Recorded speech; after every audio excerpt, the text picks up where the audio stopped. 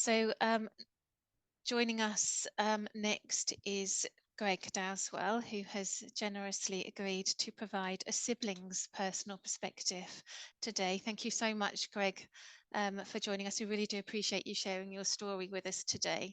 So I'll pass over to you, so feel free to go ahead whenever you're ready. Amazing. Thank you very much. Just get my notes up. So yeah, thank you very much for having me here today to share my story with you all. My name is Greg Dowswell. I'm 28 years old and a younger brother to Maria Dowswell, who was diagnosed with BBS when she turned 13, which was 18 years ago now. So apologies if that makes you feel slightly old, Maria. I'll just start sharing my screen. So I'll start with the earliest memories I have of me and my sister growing up. Here on screen is a picture of us at a young age, around the ages of 4 and 7, leaning over the back of a chair together and pulling some cheeky faces. I don't remember too much about our early sibling relationship before Maria was diagnosed. However, I do remember having the occasional clumsy moment around us, knocking drinks over, tripping over things that were in plain sight, or what we thought was plain sight at the time. This was more apparent when we were in unfamiliar environments, family holidays, things like that. Here's a picture of me and Maria at a table in what looks like a Greek taverna. Maria's arms on my shoulders, both smiling, aged about 6 and 9. These reoccurring incidences of clumsiness led to the beginning of Maria's medical story. Maria started having a huge amount of medical tests in London, in and out of hospitals, various scans and appointments. This is where Maria's condition, although undiagnosed at this stage, started to have an impact on me and the family. All of us were concerned for Maria's health, and my parents spent a considerable amount of time and effort getting to the bottom of it. However, it is worth noting that I didn't feel like I was being hard done by or that there was any less attention on me at this point in my childhood. Mum and Dad were regularly taking me into London for auditions for various films and theatre shows, which is a story I will save for another day. But I do feel like my Sunday football, swimming lessons, and hanging out with mates were not amiss. They were taking the time to ensure that my interests and hobbies were still fulfilled. Alarmingly, the doctor suspected Maria might have a brain tumor, and so she was sent for an urgent MRI scan of the brain. This unfortunately did fall on my 10th birthday. I don't remember the moment that I was told this news. However, I do remember a time that Maria and I were both in the lounge at the family home, sat on the floor. I was quite worried about Maria's appointment and her well-being. Maria put her arm around me, gave me a squeeze, and said, "Everything will be all right." I also don't remember much from my actual birthday that year, as Mum and Dad were understandably supporting Maria. They've since told me that they still feel a level of guilt about it, but I'm sure this has had a small part in sculpting me into who I am today. Maria was diagnosed with BBS at age 13, and as I said, I was age 10. I don't think I understood the gravity of the situation all too well. I think the news blended into the quantity of other medical updates that Maria had had. Here is a photo of us on a family holiday taken shortly after Maria's diagnosis, sitting on the edge of a pier, looking pretty windswept. After Maria's diagnosis, she was receiving counselling. I remember the long drive to these sessions and a little trip to the bakery just after, where Mum would buy us a sweet treat. I too received the occasional counselling session, although again, being quite young, I didn't quite know the gravity and the importance of these sessions. I also had a few counselling sessions at secondary school. Around the same time, I was learning about genetics and biology. These two things triggered some curiosity, as well as provided a better understanding of how BBS affected me, not only in the present, but in the future too. I firmly believe that my counselling has helped me more than I know. It has voided the possibility of me potentially bottling all these things up for a really long time. Post-diagnosis was largely similar to the previous years, various hospital appointments and tests. A few years on, and I, as I said, was a few years deep into secondary school and very much doing my own thing. I'd become a somewhat independent young lad and also felt somewhat distant from Maria's condition, or maybe it had just become our new norm. Canes had become commonplace around the house, and we were adjusting to this new discovery. All the while, there was another layer of contention to Maria's life that my parents had to give a lot of attention to: Maria's education. There was a dispute between the family and our local county council, fighting for Maria's freedom of choice as to which college she should enroll at.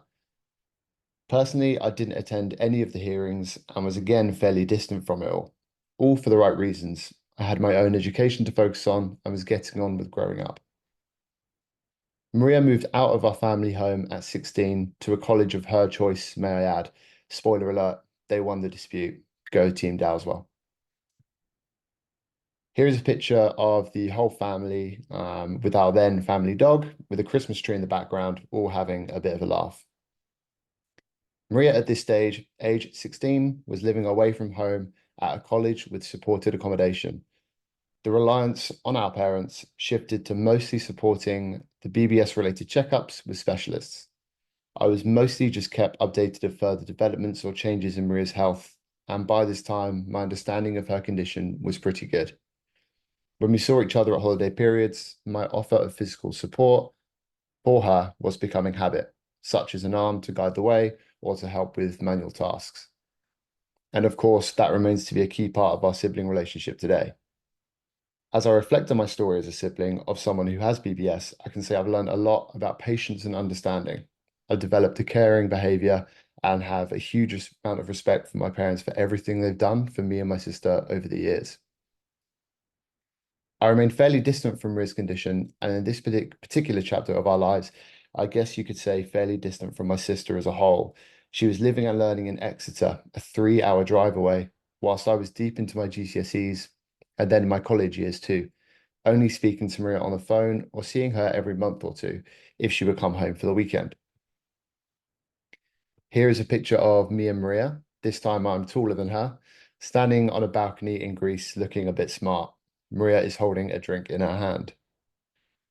This remained the case until I acquired my driver's license. I would occasionally visit Maria's little life in the West Country or would bring her home for a weekend from time to time.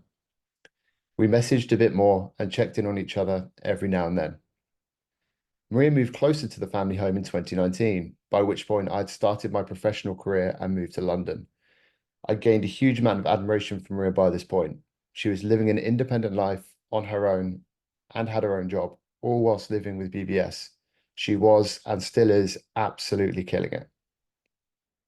1 year later, that strange virus that shared its name with a Mexican lager had hit. Suddenly, we were all back in the family home again.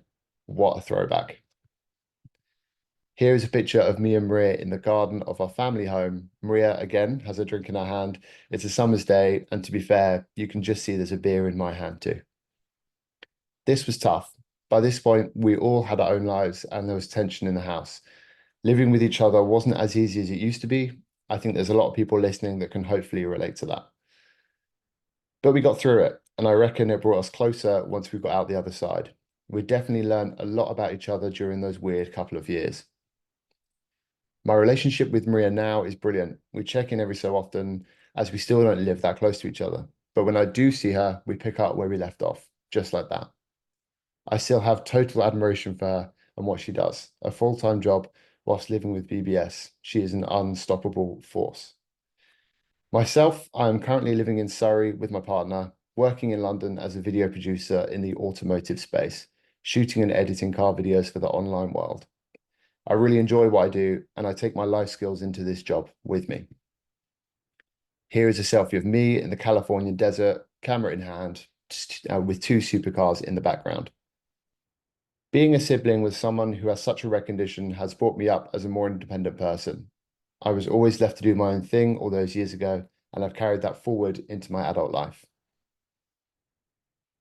Here is a photo of us as a family. It's a summer's day, smiles all around, hanging out at a zoo safari, and you can just see there are some giraffes in the background. Ultimately, I did feel disconnected from Maria's various hospital appointments, her court case, and maybe some other aspects of her life. But I want to make it clear that I don't think that's a bad thing. I know I was just figuring life out like any normal youngster. I believe the counseling I received made a positive impact, even if it didn't feel like it was doing anything at the time. I don't think I would have spoken about my perspective otherwise. My parents did an extremely good job of juggling Maria's condition, my own interest, and bringing us both up at the same time. I wouldn't have changed the journey we have had as a family for the world. Everybody's journey is different.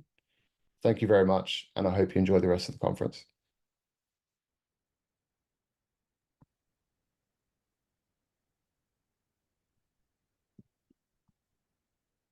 Thank you so much for that, Greg. Thank you for speaking to us so beautifully about your experiences growing up in a rare disease family. I know that's going to have made quite an impact on families and other siblings watching.